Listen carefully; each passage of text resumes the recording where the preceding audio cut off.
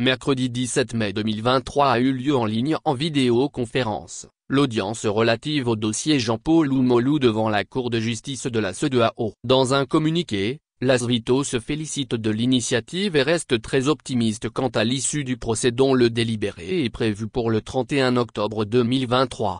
Communiqué de l'Association des victimes de la torture au Togo, ASVITO, relatif à l'affaire Jean-Paul Oumolou devant la Cour de justice de la CEDEAO.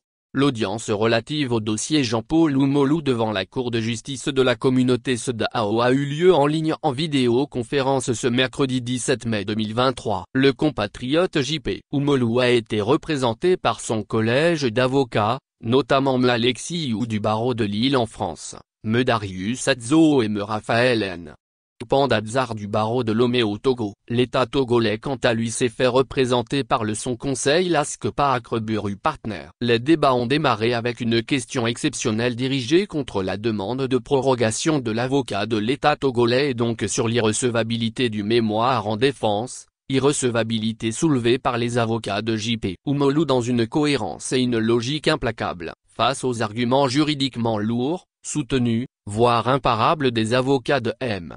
Jean-Paul Oumolou. La Cour est allée dans leur sens et dans celui du droit, en donnant naturellement raison aux avocats du requérant sans manquer l'occasion de donner une leçon de pédagogie à l'avocat défendeur, donc à l'État togolais du fait de la négligence de ce dernier, alors que ses fonctionnaires sont payés sur le dos du contribuable togolais. La conséquence de cette décision prise sur siège par la haute juridiction communautaire, qui a marqué une grande victoire d'étape, consistant à ce que la Cour de la CEDEAO ait déclaré irrecevables les mémoires en défense et en duplique, de l'État togolais pour être produits hors délai, a été suivie par l'ouverture des plaidoiries sur le fond, avec une éloquente démonstration des avocats M. Jean-Paul Edoununyava Oumolou. L'ASVITO se félicite de cette initiative et reste très optimiste quant à l'issue du procès dont le délibéré est prévu pour le 31 octobre 2023. Pour rappel, M.